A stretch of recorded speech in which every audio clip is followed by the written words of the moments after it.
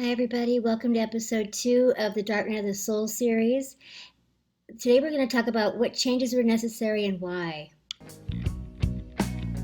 I'd like to know your point of view. For a spiritual awakening to happen, what you have to do is you have to come into a whole truth, pure truth about yourself, which means letting go of everything that's untrue. You've been a scapegoat of a narcissistic family, and then, as I was, and then you go into, and you develop narcissistic friends. Then you go in and you marry someone who is diagnosed with antisocial personality eventually. By the time you get to that point, there are so many lies that that you've been told, and so many lies you're telling yourself to keep your world intact, that when it all unravels, it is going to be dramatic. And in my case, it was very, very dramatic. We're not huggers, and we don't say lots of I love yous and that kind of thing. That's just not how we are. And that could be normal and fine. But it wasn't normal and fine, and the Dark Night of the Soul was going to show me that. Should someone come out against me and give them a cause to have to take my side and all that, they didn't have that kind of love for me. But had that never happened, they would not have come up with a reason to attack me on their own. They would always have been detached. It would have always been a superficial relationship, and I would have always been longing and not understood what was wrong.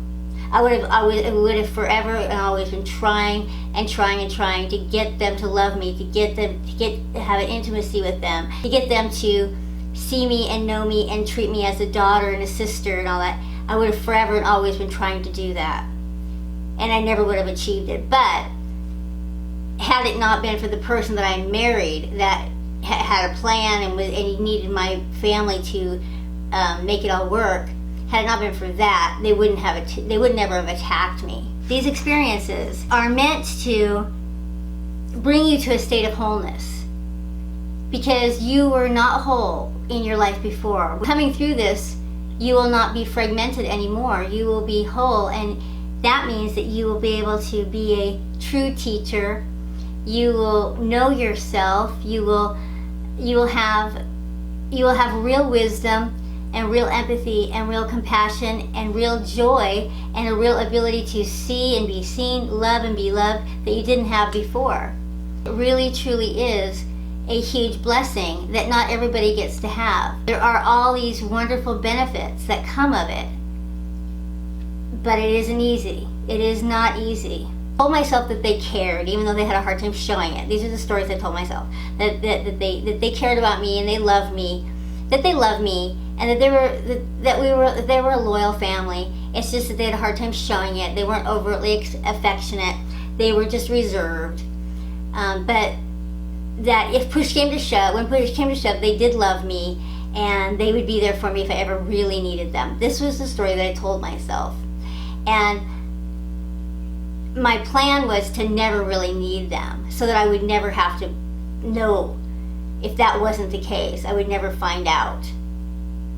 So I worked really hard at trying to not ever need them, so I didn't ever have to challenge this story I told myself.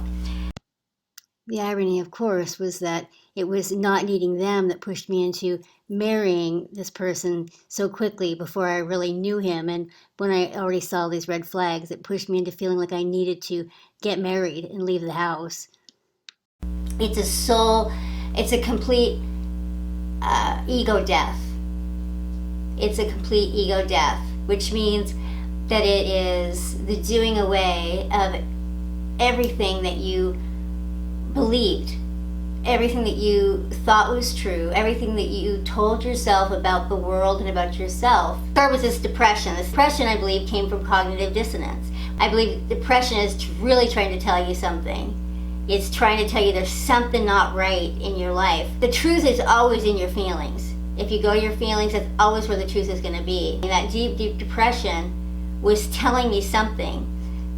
And had I been able to respond to it, perhaps it wouldn't have had to come to such a major catastrophe as it did.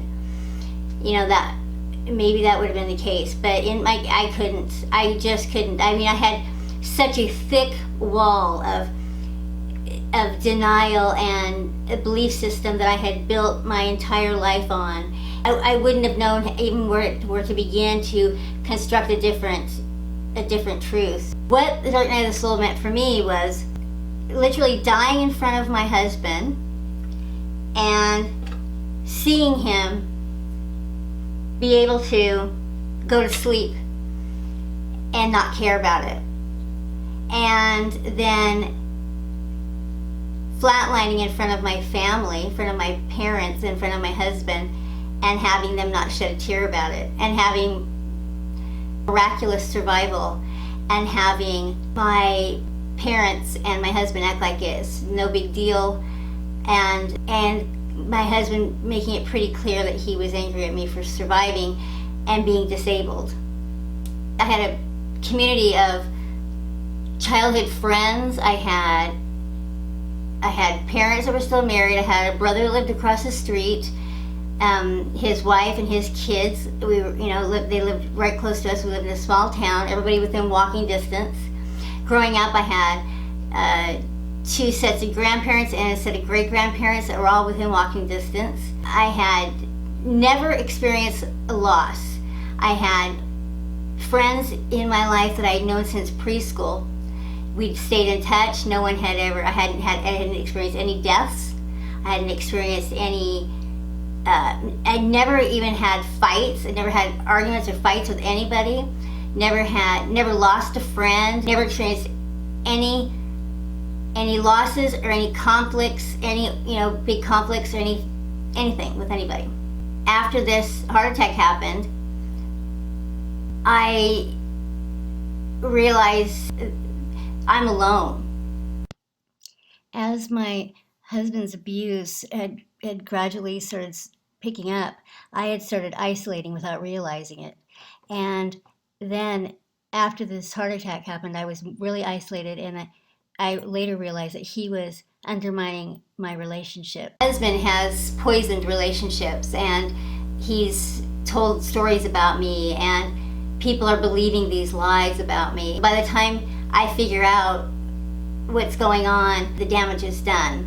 And I give like some small amount of effort to try and tell the truth to some select people, and am shocked and amazed when people that I've known all my life don't believe me.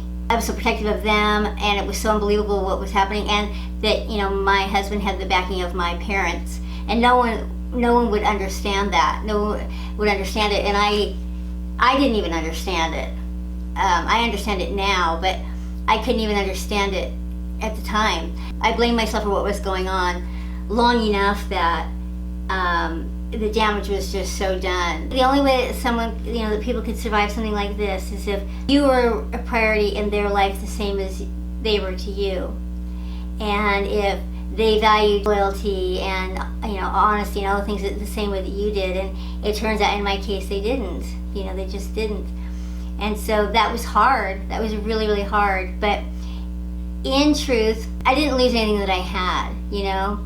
If I had really close, intimate friendships and relationships, this wouldn't have been possible. So the people that were able to wash out of my life without even asking me any questions were, they didn't know me the way that I thought they did, and they didn't love me the same way that I loved them. What happened, the whole experience of my dark night of the soul, that was a personal experience. That was for me. But what they did really had nothing to do with me. I didn't deserve them. Nothing they said about me was true. I didn't cause any of that to happen. That was going to happen regardless. I was not at fault or to blame for any of that. But my experience and my reason for this happening was because I needed it for my own spiritual growth. And so I can almost, I can be grateful for the fact that they facilitated the growth that I needed so that I could move on to have a truly authentic life, and so that I could experience real love and real connection with people who are matches to me, energetic matches to me, in a place that isn't just where I go because that's where everybody is, and family that isn't family just because they share my blood. That I can go to a place that speaks to me and choose family of like-minded people that love and care about me and and share my values. And that's what this experience has opened me up to do. And so that's what the butterfly stands for, that transformation. The importance of gratitude during your dark night. Your gratitude journal, because it's impossible to feel both worry and fear and gratitude at the same time. So gratitude is a really great antidote to fear and worry. And so practicing gratitude, and it might be really, I know there were things that were in my gratitude journal back then that were, really small things, like thank you for helping me get a decent amount of sleep last night. Sometimes, places that I were really bleak, and so, some of the things I was saying thank you for were, hard to even, imagine. And also, one thing that's really important is thanking the universe for the experience, for the obstacles, for what you're going through.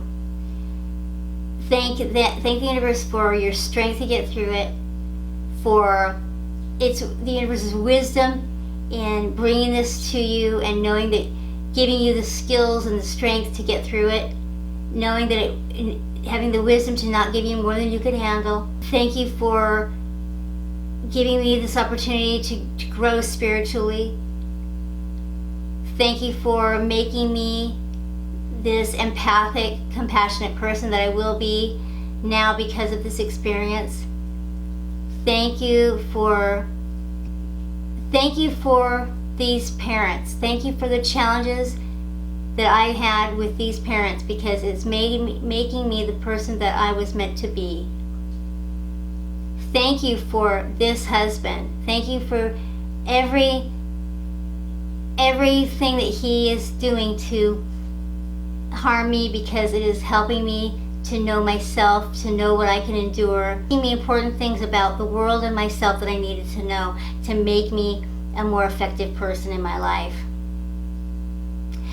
Things like that. Gratitude is huge, and being grateful even for the things that make your life so difficult, or make this process happen, is really important. And when you do that, in my experience, the universe really gets behind you, and that's it. When you can do that, it means a lot of growth happens fast. The universe really gets behind that. That was my experience anyway. Those things changed a lot when I could bring myself to saying that I was grateful for them, and that I could see what was good about it happening. So there you go. And I think that your experience with abuse was a dark night of the soul experience, or just anything you know about that, please let me know about it. I'd love to hear about it in the comment section. And if you enjoyed this video, found it useful to you, please give me a like. And that's it. Please subscribe to my channel too if you haven't already done that, and I will talk with you guys really soon. All right, bye-bye.